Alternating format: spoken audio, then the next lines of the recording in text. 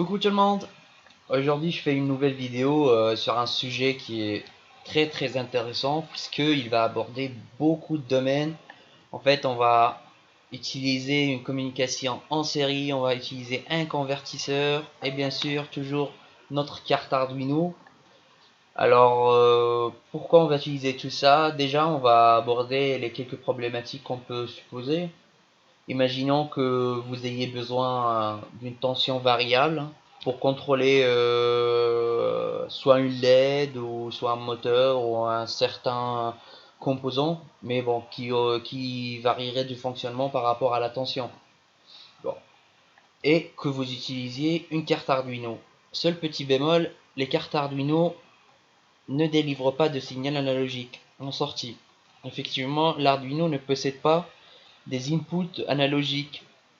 Elle n'a que des inputs-outputs numériques et elle n'a qu'un convertisseur analogique numérique. Donc elle peut que recevoir des signaux analogiques. Et donc c'est assez contraignant si vous avez besoin de varier la tension de sortie. Parce qu'elle ne vous fournira que 5 volts et rien d'autre. Et donc c'est pour cela qu'on va utiliser un convertisseur numérique analogique avec l'Arduino. Comme ça, l'Arduino elle va fournir une information binaire au convertisseur et le convertisseur à son tour il va convertir ça à un signal à une tension donnée. Alors pourquoi on va utiliser une communication en série? Tout simplement parce que j'ai décidé aujourd'hui qu'on va utiliser un convertisseur numérique analogique qui communique avec le protocole I2C. Ok. Et donc j'espère que ça va vous intéresser parce que moi je pense que c'est vraiment très important d'avoir des notions sur ce genre de communication parce que c'est à peu près la base de l'électronique.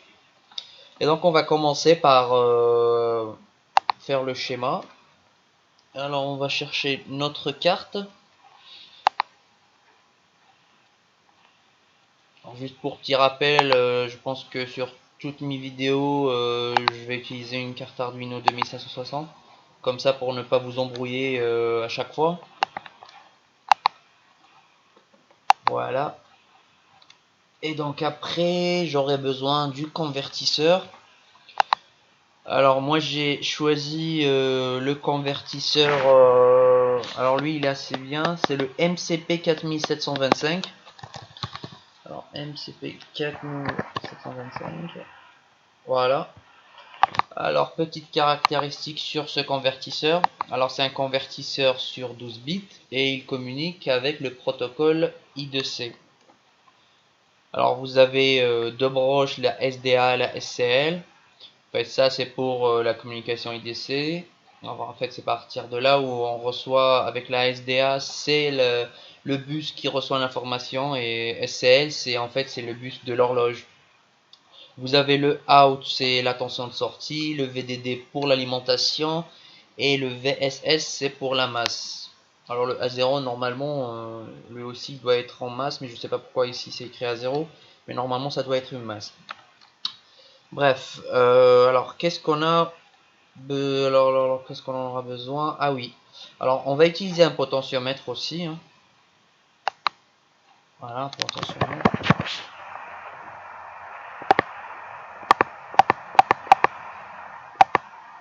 On va utiliser celui-là.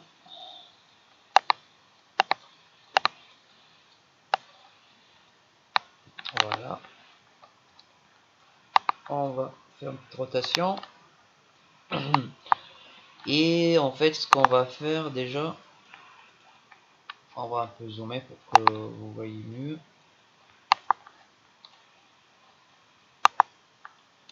Voilà. Alors moi, je préfère toujours modifier, mettre une grande valeur pour les résistances, parce que en fait, ça permet de limiter les admittances des composants, hein. Alors, on va ajouter aussi un voltmètre. Comme ça, on pourra mesurer la tension de sortie du convertisseur. Alors, on va choisir un voltmètre courant continu. Tension continue. Alors, on va le mettre ici. Voilà. Alors comment ça va marcher? Alors le programme est un peu simple. Et ce qu'on va faire, c'est que en fait on va varier la valeur du potentiomètre. Et au dépend de cette valeur-là, le convertisseur va nous donner une tension donnée par rapport à cette valeur. Donc, en même temps, on va utiliser le convertisseur analogique numérique de l'Arduino. En même temps, on va utiliser le convertisseur MCP 4725. Parce que l'information qui est fournie par la résistance, c'est une information analogique. Et donc après, je vous montrerai le programme. Pour l'instant, on va brancher. Hein. Alors, la commande, on va la mettre à 0. On ajoute une masse et une alimentation. Voilà.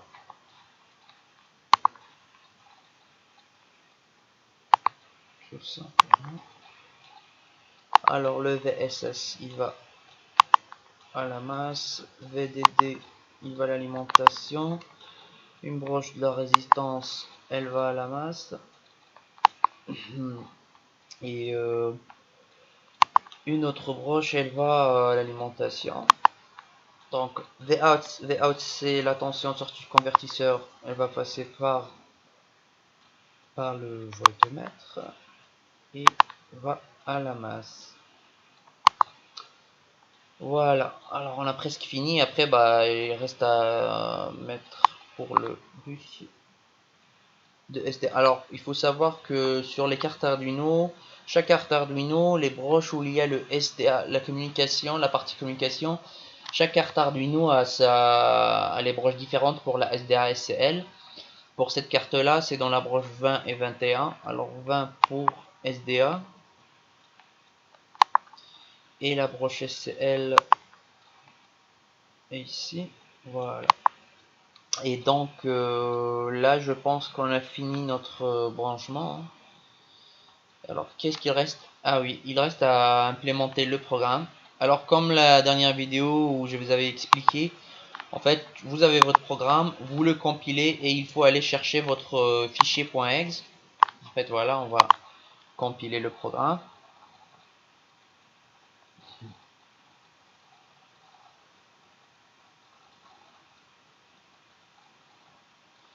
Et on attend qu'il génère le fichier .h. Ah bah il est là. Yep, on va le chercher. Hein.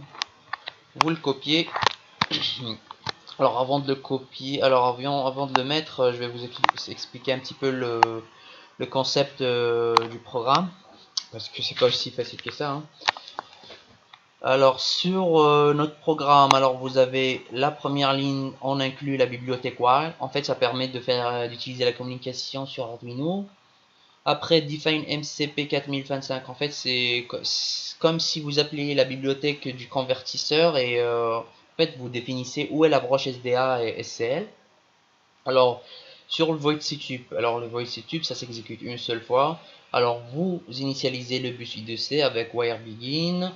On a vous configurez alors les autres lignes, vous les ignorez, bon, c'est pas pour notre programme.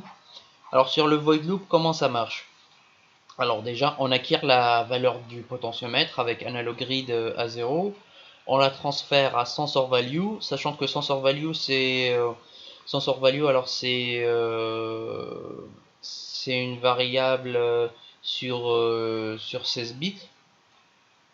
Ok, donc elle est sur 16 bits et ce qu'il faut savoir c'est que alors comment je fais ici sensor value. Ouais, voilà.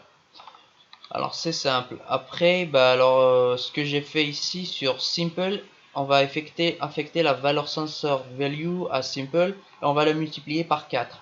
Alors pourquoi on va la multiplier par 4? Tout simplement parce que l'information qui est reçue par le potentiomètre, en fait, elle va être sur 8 bits. Parce que la majorité des capteurs au potentiomètre, ils nous donnent des valeurs sur 8 bits. Mais le convertisseur, il est sur 12 bits. Ce qui fait, si vous donnez la valeur maximum du potentiomètre, vous n'aurez pas la tension maximum. Parce que c'est seulement sur 8 bits. Et donc pour cela, en fait, on va faire un petit ajustement. On va multiplier par 4.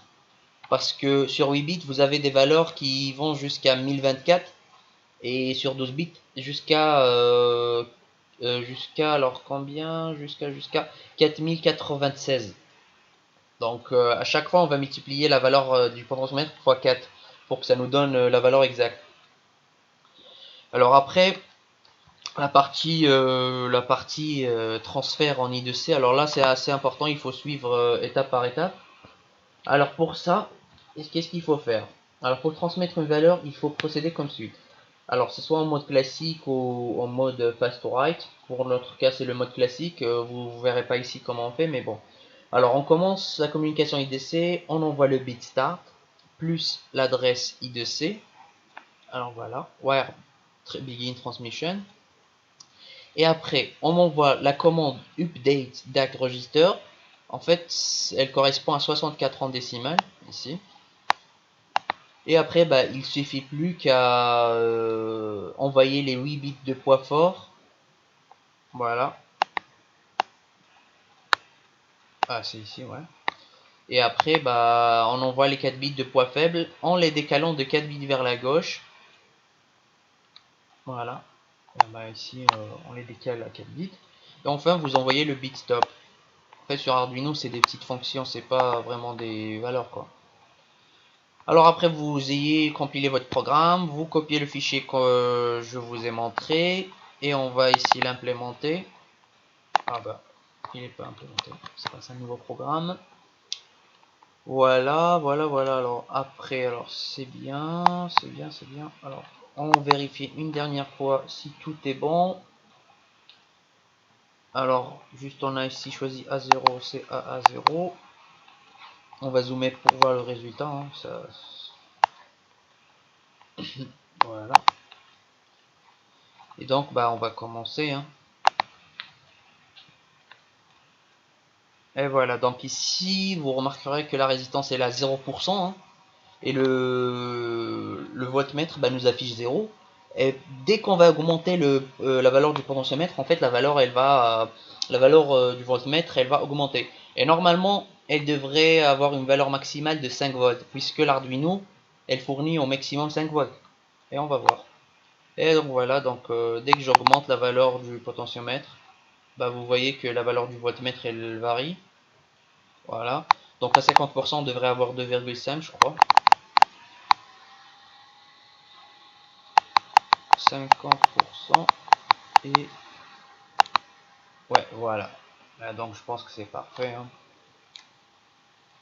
Voilà, donc à 100% normalement ça devrait nous donner 5 volts. Voilà, effectivement c'est 5 volts. Et donc voilà, je vous ai montré comment on pouvait utiliser ce convertisseur. Et après dans vos projets vous n'allez pas vous limiter à mesurer cette tension là. L'objectif c'est de l'utiliser. Vous pouvez très bien mettre par exemple une LED ici. En fait dès que vous allez plus vous augmenter la tension et plus la lumière s'intensifie. Ou par exemple ça serait un moteur ou n'importe quel organe électrique quoi. Donc voilà, on abordait un sujet que moi je trouve que c'était intéressant d'utiliser une communication en série. On en utilisera d'autres. Si vous avez des questions, n'hésitez pas et je vous dis à la prochaine vidéo.